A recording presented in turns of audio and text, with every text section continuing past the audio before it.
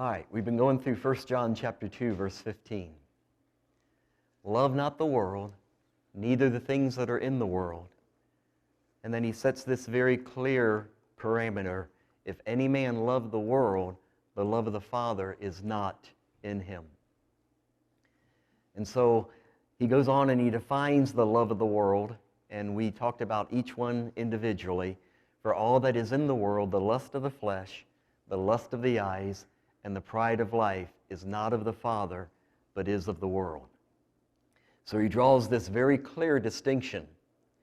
If you and I don't live for Jesus, if we don't find our life and our satisfaction in Jesus, if we take pleasure in fulfilling the lust of our flesh, the lust of our eyes, and the pride of our life, then we don't love God. We're living for ourselves. We're not living for Him.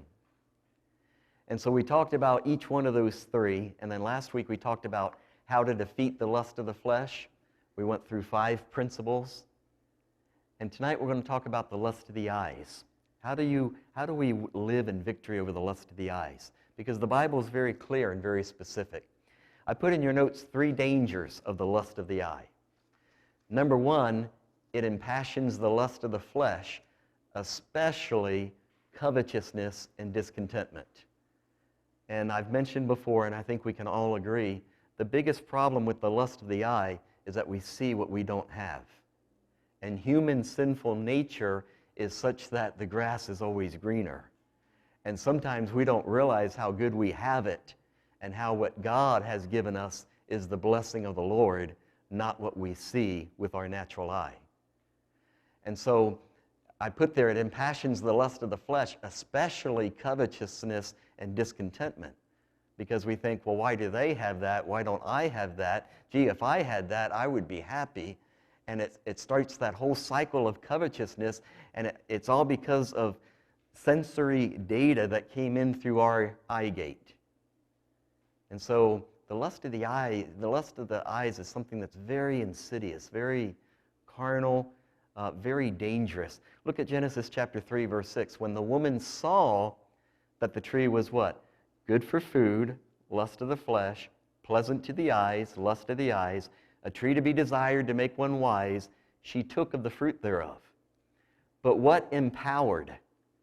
What caused that arousal of those 3 lusts in her? What excited those 3 lusts when the woman, what? Saw what she took in through her eye gate. And so we have to be very careful what we take in through our eye gate. We'll talk about that a little bit later. Secondly, a second danger to the lust of the eyes is that it brings vexation and oppression and depression. And I've shared with you before, I can stand CNN or Fox News maybe for 10-minute segments. I don't know about you, but I just can't take any more of that, because it's just, and it's very, as being a human being, we kind of think, well, I kind of have to know what's going on in the world, and I should be informed, especially since we're looking for the coming of the Lord. I should keep track of current events and what nation is doing what and world events. But yet, when we look on the depravity of man, even as something we think as benign as the news, doesn't it vex your spirit? It depresses you. It oppresses you. And so we have to be very careful of that. We see here in 2 Peter chapter 2, verse 7, and delivered just Lot, who was vexed. And look at what the meaning of that word vexed is there in 2 Peter 2, 7. It means to oppress, to afflict, to tire, and to exhaust. It wears you out just having to put up with the filth and the corruption in the world every day. Delivered just Lot, vexed with the filthy conversation of the wicked, for that righteous man dwelling among them, and we dwell among them, in seeing and hearing, vexed his righteous soul from day to day with their unlawful deeds. I'm not suggesting a monastic lifestyle. I think we are to be in the world so that we can shine as light to the world. But we need to protect our eye gate and our ear gate. And we need to do a much better job of what we let in. Because we can become so vexed and so exhausted just with dealing with everything we see and hear that we're really no good for the Lord. We're just trying to fight and put out all of these fires that these fiery darts keep stabbing us with, and we're not able to listen to the voice of God. We're not able to flow into the Spirit because we're just constantly putting out the fiery darts that we let in through our eye gate and our ear gate. What does Paul tell us in Philippians chapter 4? Finally, brethren, whatsoever things are true, whatsoever things are honest. Well, those two things right there, you may never watch news again a day in your life. Whatsoever things are just, whatsoever things are pure, whatsoever things are lovely, whatsoever things are of good report, if there be any virtue, if there be any praise, do what? Think on these things. Don't get preoccupied with what you see and hear in this world. It will do nothing but tear you down. Those things which you have both learned and received and heard and seen in me do, and the God of peace shall be with you. Thirdly, what is the danger of the lust of the eye? It steals the affections and the focus of the heart, and it makes us earth dwellers instead of aliens just passing through. See, what we see, what we take in through our eyes, we're supposed to be living how? 2 Corinthians 5:7 says, for we walk by faith, not by sight. And that's tough sometimes, isn't it? We are to set our affections on things above, but we can't see those things above with our natural eye. We have to see them through the eye of faith, not with our sight. And so if we're not walking by the Spirit, it's very easy to fall back into the earth realm, the natural realm, and start to become attached to what we see with our natural eye. And only by the power of the Holy Spirit can we turn our affections and our thoughts and our sight onto things in the Spirit that are invisible to the natural eye, but we see them with the eye of faith. And so, you know, our eyesight can many times pull us out of the heavenly realm and cause us to be earth dwellers again. So we have to be very careful with what we see. You all know what bothers you, don't you? Some people can't watch horror movies because it gives them nightmares at night. Some people, you know, I think we all need to be extremely careful of any sexual content in like movies or media.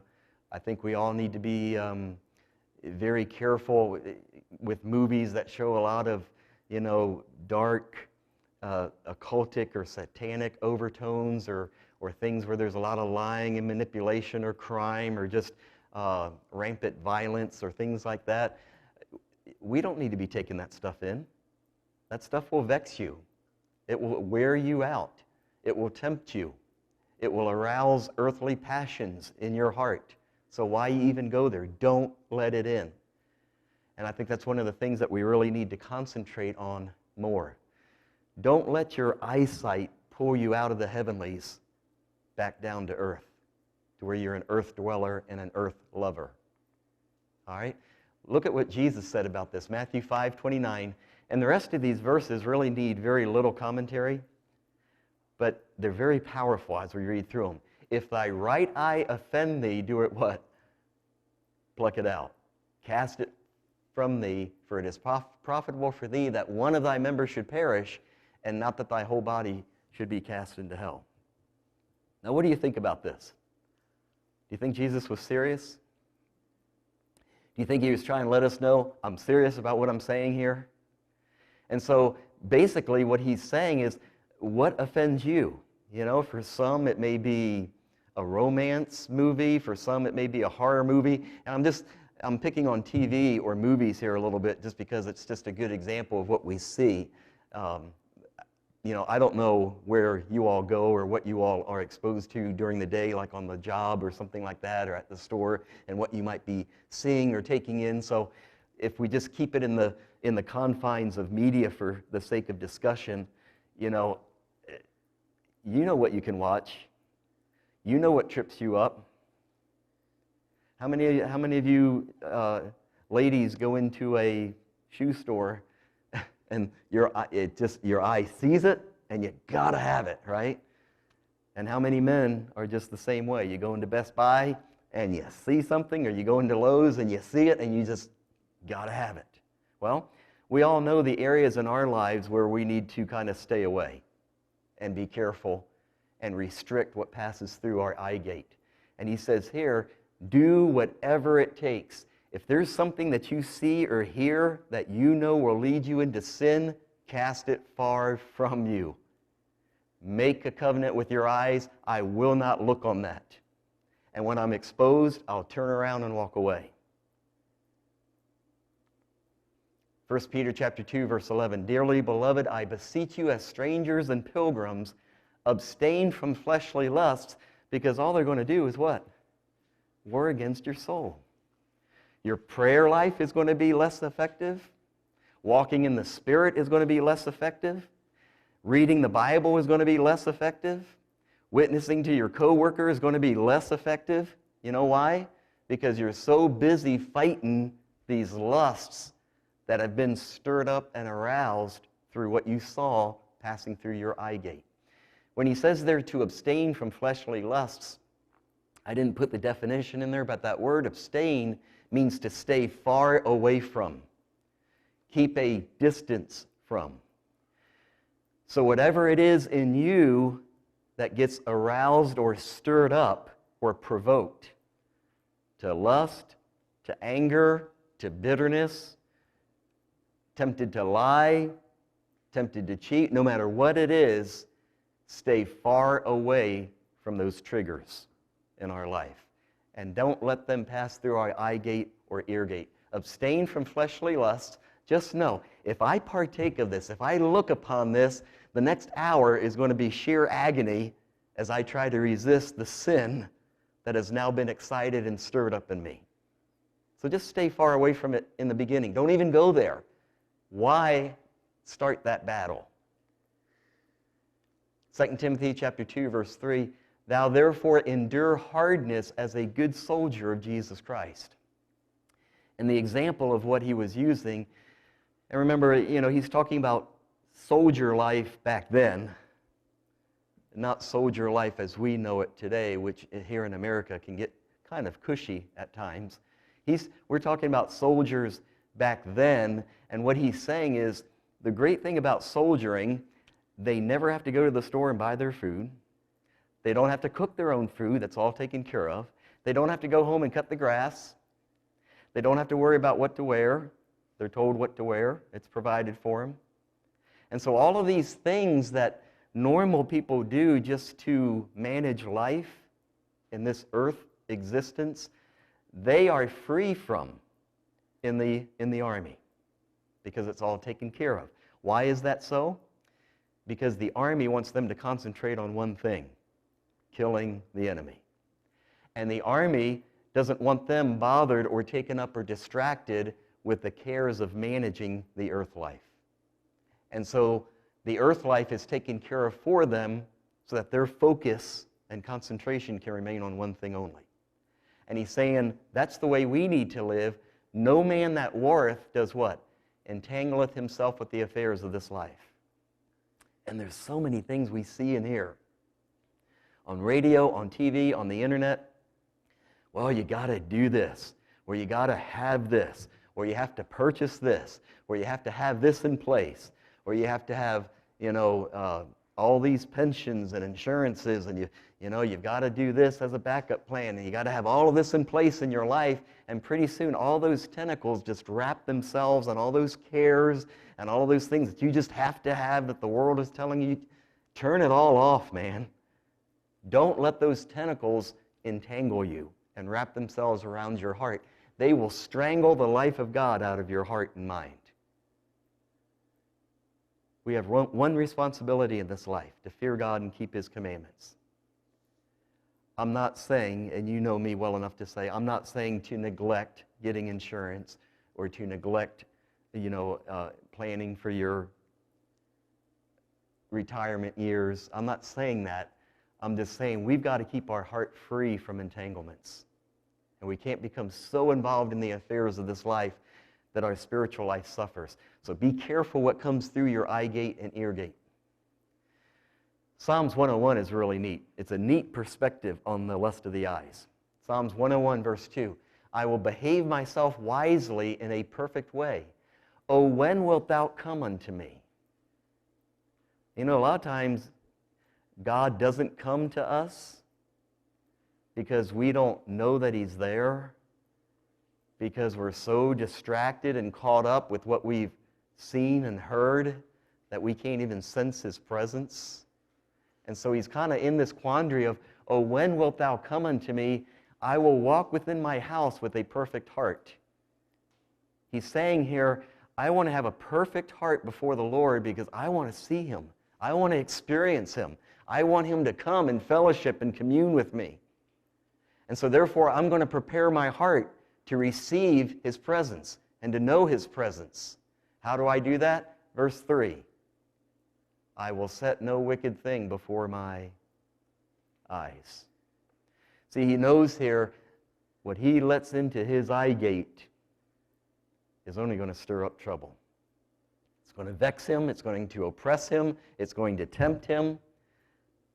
And He's going to have to waste all of that energy trying to fight off what He set in motion by letting it into His eyes in the first place. I will set no wicked thing before my eyes. I hate the work of them that turn aside. It shall not cleave to me. A froward heart shall depart from me. I will not know a wicked person. Whoso privily slandereth his neighbor, him will I cut off. Speaking about that critical spirit of wanting to reproach and retaliate. Him that hath a high look and a proud heart will not I suffer. My what? My eyes shall be upon the faithful of the land. See, he's really talking about a battle for life here. And church has got to stop being about a good feeling. And church has got to become a necessity of life. We've got to become desperate for church. I want to see the faithful. I want to be with the faithful. I want to watch the faithful. I want to hear what the faithful are doing. I want to hear what the faithful are saying. I want to hear what God is speaking to the hearts of the faithful. I want to be around the faithful so that I can learn and be encouraged to love and serve God with all of my heart. I don't want to watch the world anymore to where that leaven will now spread to me and infect me. When we let corruption and sin and evil in through our eyes and our ears, it's no different than taking a drink of arsenic or drinking poison. I mean, hopefully none of us would do that. But realize, I don't think we see it that way. But just like that poison will make your body sick, what you let in through your eyes is going to make your spirit sick. And you're not going to be wholesome.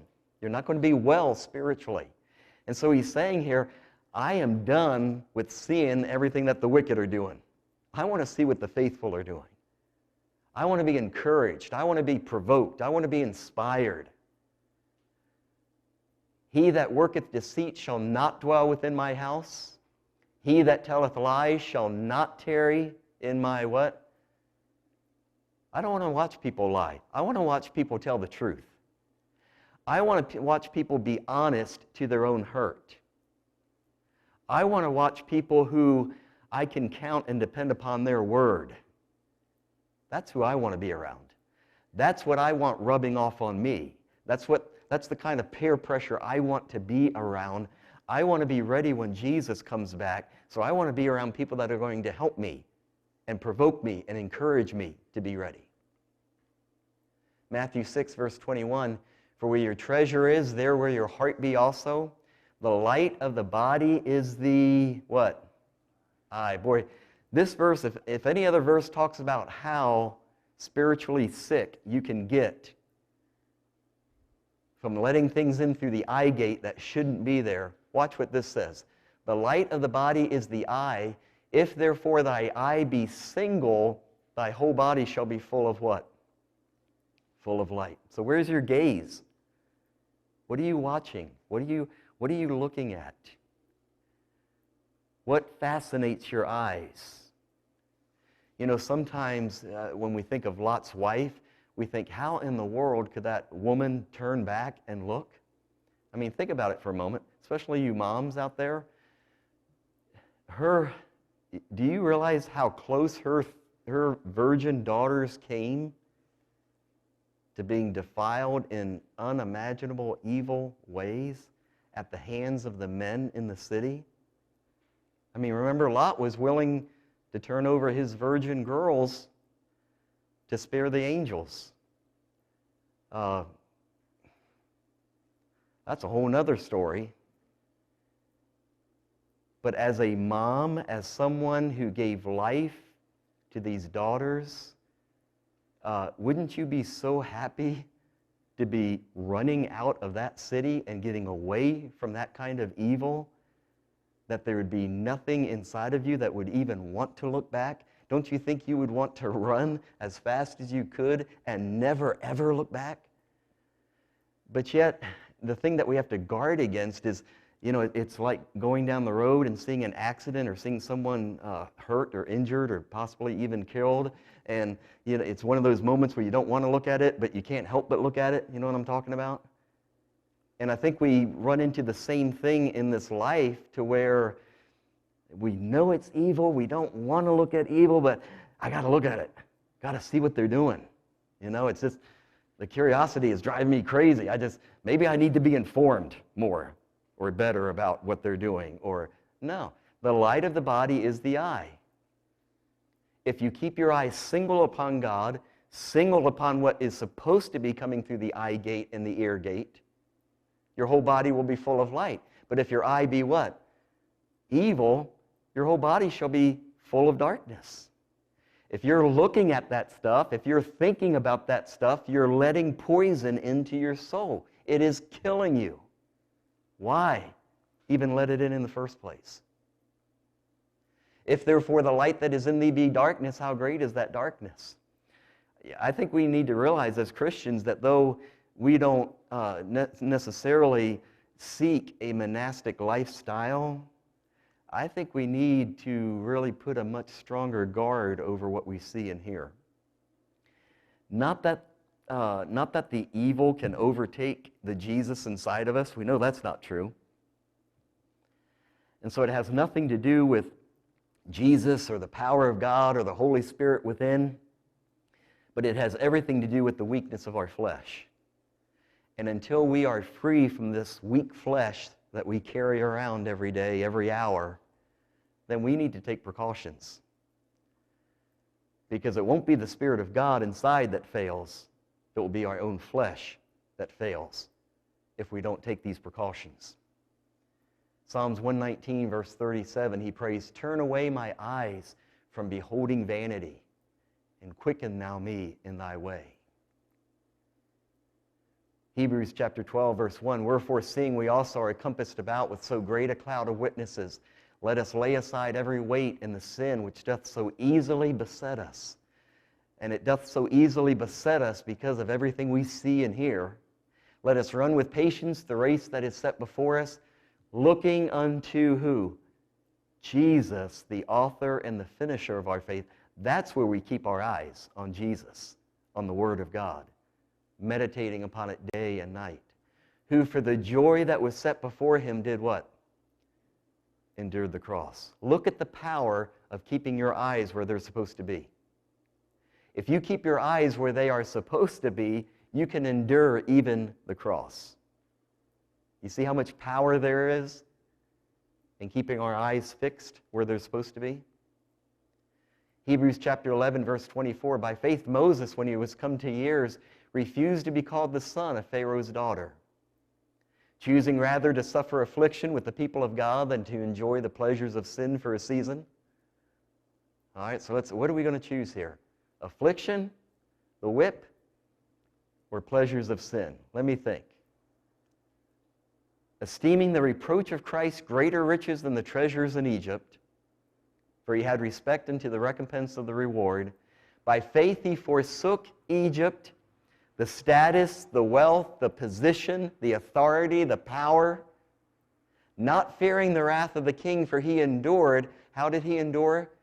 As seeing him who is invisible. That's where we're to fix our eyes. What was set before Jesus enabled him to endure the cross. And what was set before Moses enabled him to forsake Egypt and all of the pleasure and all of the power and circumstance and pomp, because he saw him who is invisible. Where are your eyes tonight? Where are my eyes tonight? Where have your eyes been? Have your eyes been places they shouldn't be? Where have your ears been? Have your ears been places they shouldn't be? What are you letting into your eye gate or into your ear gate? There is great power when you keep your eye set on what you're supposed to be focused upon. Your body will be full of light. You'll be clean. It brings great power. You'll be able to endure crucifixions, and you'll be able to forsake the world, Egypt. Hebrews 11, verse 13, these all died in faith, not having received the promises, but having seen them afar off, were persuaded of them, embraced them, and confessed that they were strangers and pilgrims on the earth. The more you keep your focus and your mind on the things of God, setting your affections on things above, not on things of the earth, the more you will become a stranger and a pilgrim in this land. The more your desires will change. The more your pleasures will change. The more you will lose interest in this world, and the more your interest will peak in the spiritual things of God. And truly, if they had been mindful of that country from whence they came out, they might have had what? Opportunity to have returned. Just remember that.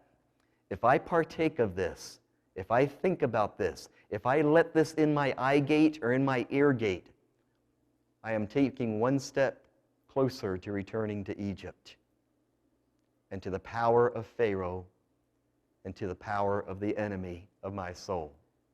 So I need to be careful. Proverbs 4, verse 25, let thy eyes look right on. Let thy eyelids look straight before thee. Ponder the path of thy feet. Let all thy ways be established. Don't turn to the right. Don't turn to the left. Keep your eyes looking straight on. Don't be tempted to look at things you shouldn't be looking at. The lust of the eyes is a powerful force. It caused even a mother like Lot, like Lot's wife, to look back on an evil city where her daughters were almost defiled. Don't get caught in that power. Unto thee lift up my eyes, O thou that dwellest in the heavens.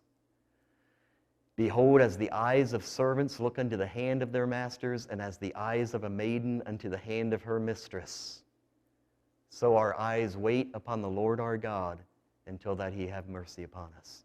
You know what verse 2 is saying? Verse 2 is saying, I will never take my eyes off of God. Just like the eyes of a servant look for any movement, look for any signal from their master. Our eyes need to be fixed and glued upon God as we wait upon him.